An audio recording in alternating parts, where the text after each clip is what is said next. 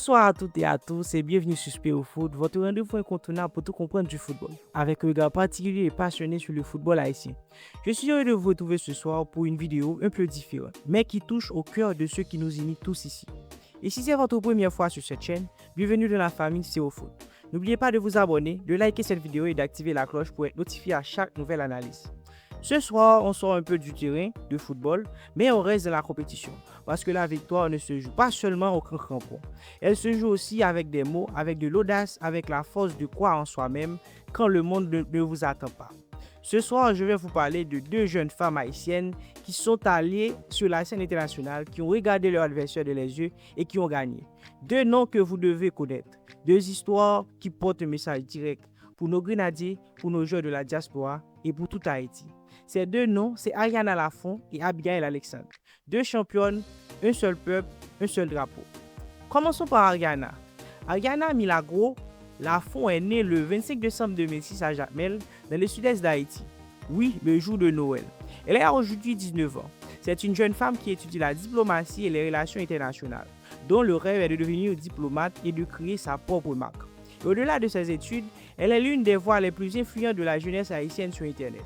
Pour tout comprendre l'ampleur de ce qu'elle a accompli, il faut savoir qu'en 2025, Ariana est devenue la première influenceuse haïtienne natif natale, c'est-à-dire née et élevée en Haïti même, à franchir le cap de 6 millions d'abonnés sur TikTok, puis des 10 millions. Aujourd'hui, sous le pseudonyme Yam Ariana, elle compte près de 15 millions d'abonnés sur TikTok et plus de 800 sur Instagram. Ce ne sont pas des chiffres anodins. Des créateurs de contenu de grande puissance mondiale ne franchissent jamais ce seuil. Mais ce qui nous réunit ce soir, c'est sa victoire au concours international, la Maison du Défi ou House of Commons. Et cette victoire, elle l'a obtenue d'une manière qui mérite qu'on s'y s'arrête. Ariana est restée invaincue tout au long de la compétition, du premier tour jusqu'à la grande finale, où elle a battu la candidate camerounaise MK Michel. Elle n'a jamais perdu un seul duel. Elle repart avec un grand prix de 15 000 dollars américains, dont une partie est destinée à financer directement un projet en Haïti axé sur la nutrition infantile et la formation professionnelle des jeunes. Et son retour en Haïti a été à la hauteur de sa victoire. Le 18 avril 2026, très récemment, une foule immense l'a accueillie au Cap-Haïtien, où elle a été reçue à la mairie et à la place d'Armes. Et le 21 avril, de grandes cérémonies ont été organisées à Pétionville en son honneur. Et le 23 avril, elle a été reçue au musée Panthéon national haïtien, le MUPANA, par le ministre de la Culture lui-même, le docteur Emmanuel Ménard, qui lui a remis une plaque d'honneur. En prime, le ministre de la Culture et de la Communication l'a officiellement désignée ambassadrice du livre pour la période 2026-2027, tout cela seulement à 19 ans. Et maintenant, parlons d'Abigail Alexandre. Abigail Alexandre, née à Port-au-Prince, mais c'est à Jacmel qu'elle a grandi. Cette ville du sud-est d'Haïti, réputée pour sa richesse culturelle et artistique. Elle est étudiante en sciences juridiques, passionnée par les mots et par la justice, et à 21 ans, elle vient de réaliser quelque chose qu'aucun Haïtien avant elle n'avait réalisé. Pour comprendre son parcours, il faut remonter un peu. La jeunesse d'Abigail a été marquée par le séisme de 2010, une catastrophe qui a brisé des milliers de vies.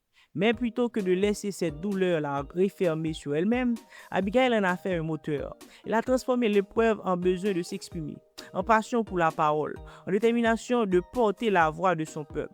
Et c'est ce chemin qui l'a menée jusqu'à Paris, en mai 2025, où elle a remporté le concours d'éloquentia Jacmel, la compétition locale d'éloquence, et devient ainsi la représentante officielle d'Haïti pour les phases internationales qui se tiennent en France. Grâce au soutien de sa communauté et du ministère des Affaires étrangères, elle s'envole pour Paris pour porter la voix de son pays. Et le 25 mars 2026, sur la scène de la scène musicale à Paris, devant un public de près de 4000 spectateurs et face à plus de 2400 candidats venus de toute la francophonie mondiale, Abigail Alexandre défend le point de vue négatif sur la question suivante. L'intelligence artificielle cause-t-elle les inégalités? Et elle écrase la compétition. Ce soir-là, elle devient la première haïtienne sacrée meilleure oratrice internationale du concours d'éloquentia. Une première dans toute l'histoire de cette compétition. De retour en Haïti le 1er avril 2026, très récemment, Elle est accueillie au salon diplomatique à l'aéroport par une délégation interministérielle, incluant la ministre des Affaires étrangères elle-même, Madame Raina Forbe. Et depuis, elle effectue un stage au ministère des Affaires étrangères où elle commence à construire la carrière prometteuse que tout le monde lui prédit. À 21 ans seulement. Maintenant, je voudrais qu'on prenne un moment pour réfléchir ensemble à ce que 2 victoires signifient vraiment. Parce qu'au-delà des noms, au-delà des trophées et des cérémonies, il y a un message profond qui se dessine. Et ce message est simple. Haïti a gagné. Pas Haïti malgré ses difficultés. Pas Haïti quand même. Haïti tout court. Haïti qui produit des talents extraordinaires, qui forme des champions discrets et farouches, qui envoie ses enfants conquérir les plus grandes scènes du monde et qui les voit rentrer avec des trophées. Ariana Lafont n'a pas gagné parce qu'elle était à New York ou à Paris. Elle a gagné depuis Haïti, avec ses racines haïtiennes, avec son contenu haïtien, avec son histoire haïtienne. Et Abigail n'a pas gagné malgré le séisme 2010. Elle a gagné avec la force que ce séisme lui a transmise. Ces victoires ne tombent pas du ciel. Elles sont le fruit d'une jeunesse haïtienne qui travaille dans l'ombre, qui croit en elle-même sans que le monde entier la regarde, et qui se bat à armes inégales. Et quand cette jeunesse-là arrive sur scène, elle gagne. Et ça envoie un signal très clair à la face du monde. Ne sous-estimez jamais un Haïtien qui a décidé de gagner. Et maintenant, faisons le pont avec nos grenadiers. Parce que sur Spéo Foot, on parle du football quand même. Et ce soir, le football et la culture se rejoignent dans un même mouvement. Haïti s'est qualifié pour la Coupe du Monde de la FIFA 2026, une première depuis 1974, soit 52 ans d'absence de la plus grande scène footballistique du monde. Et le groupe dans lequel nos grenadiers ont été placés n'a rien de cadeau. L'Écosse qui l'affrontera le 13 juin à Boston, le Brésil le 19 juin à Philadelphie et enfin le Maroc le 24 juin à Atalanta. Un groupe redoutable qui va tester le caractère de notre sélection jusqu'au bout. Mais regardez ce qui se passe autour de cette qualification. Pendant que nos grenadiers préparent ce mondial historique, 2 jeunes haïtiennes viennent de démontrer que nous savons comment on gagne sur la scène internationale. Ariana Lafont a traversé toute une compétition sans perdre une seule fois. Abigail Alexander a éliminé plus de 2400 candidats venus du monde entier sur une scène parisienne devant 4000 spectateurs sans trembler une seconde. Ni l'une ni l'autre n'a baissé la tête. Ni l'une ni l'autre n'a été inhibée par le poids de la représentation. Et ce message-là, cette capacité à aller sur la plus grande scène du monde, à regarder l'adversaire dans les yeux sans complexe et à gagner, c'est exactement ce dont nos grenadiers ont besoin le 13 juin à Boston.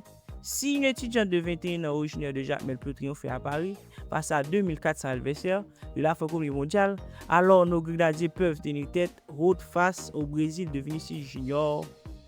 Et maintenant, j'ai un message spécial. Un message que je veux adresser directement à ceux qui évoluent dans les grands championnats d'Europe, qui ont du sang haïtien dans les veines, mais qui hésitent encore à franchir le pas et à rejoindre la sélection nationale. Je m'adresse à vous ce soir, vous qui portez des noms haïtiens, vous qui avez grandi en entendant le créole dans votre maison, vous qui savez exactement d'où vient votre famille. Je veux que vous écoutiez attentivement ce que je vais vous dire. Regardez Ariana Lafont. Regardez maintenant Abigail Alexander. Jean Richner Bellegarde l'a compris avant tout le monde. Car en 2025, alors qu'il aurait pu continuer à espérer une convocation en équipe de France, il a fait le choix de représenter Haïti. Et ce geste-là a tout changé. Wilson Isidore l'a suivi. José Casimir en a fait de même. Et leur présence à tous les deux dans cette sélection a donné aux Grenadiers une nouvelle dimension. Alors à ceux qui hésitent encore, comme à Hudson Edouard qui évolue aujourd'hui en Ligue 1 au FC Lens, ou à Gorby Jean-Baptiste qui joue au Braga au Portugal, et à tous les autres dont on connaît les racines, ce soir je vous pose directement la question. Si l'étudiante de Jacmel peut triompher à Paris, si une infirmière de 19 ans peut conquérir 15 millions de personnes dans le monde entier en restant fidèle à ce qu'elle est, qu'est-ce que vous attendez pour conquérir le monde avec le maillot des Grenadiers? Il se passe quelque chose de puissant en Haïti en ce moment. Quelque chose que les statistiques ne captent pas, mais qu'aucun d'entre nous ne ressent dans cette tripes qu'il voit quand il voit Ariana décocher un trophée, quand il voit Abigail recevoir des applaudissements à la scène musicale à Paris, et quand il voit Bellegarde rentrer après un match de Premier League sur le brassard des Grenadiers sur le cœur. C'est une énergie, un mouvement, une génération qui a décidé de ne plus perdre. Et cette énergie, elle fonctionne en chaîne. Quand Abigail gagne à Paris, quelque part en Haïti, Une Haïtienne qui doutait d'elle-même se dit qu'elle peut-être aussi peut décrocher une bourse internationale. Quand Ariana porte le drapeau haïtien devant 15 millions de personnes, un jeune de la diaspora qui avait honte de ses origines se dit qu'au contraire, ses racines sont une force. Et quand Belgrade choisit le maillot des Grenadiers, malgré sa valeur marchande près de 20 millions d'euros, un joueur professionnel qui hésitait encore se dit que oui, ça vaut le coup. C'est ça l'effet domino. Une victoire entraîne une autre. Un exemple qui inspire 100. Et en ce moment, Haïti est une nation qui produit des exemples à la chaîne. La Coupe du Monde 2026 arrive. Et Ariana, Abigail, Belgrade, Isidore, Kazimi font toutes partie du même mouvement. Celui d'une Haïti qui se révèle, qui s'exprime, qui compète et qui gagne. Ariana Lafont, Abigail Alexandre sont deux noms que l'histoire haïtienne va retenir. Deux jeunes femmes qui ont compris la scène internationale. Des jeunes femmes qui ont pris la scène internationale par leurs épaules, qui ont regardé leur adversaire sans complexe et qui ont gagné. Invaincues, incassables, haïtiennes jusqu'au bout. Et leur victoire, elle n'appartient pas seulement à elles, elle appartient à chaque Haïtien qui s'est levé tôt pour travailler dans l'obscurité. À chaque parent qui continue de croire en son enfant malgré le chaos. À chaque joueur qui a mis le maillot des Grenadiers malgré les doutes. À chaque supporter qui n'a jamais cessé de croire qu'Haïti peut gagner. Ces victoires vous appartiennent aussi. Haïti sur le terrain de football, sur les scènes de Paris, sur les réseaux sociaux du monde entier, Haïti gagne. Parce qu'Haïti a toujours gagné quand il a décidé de se battre vraiment. Si cette vidéo vous a appris quelque chose, si elle vous a donné de la fierté, si elle vous a donné de l'espoir, n'oubliez surtout pas de liker, partager, abonnez-vous à Spio Fait. Merci, c'était votre présentateur.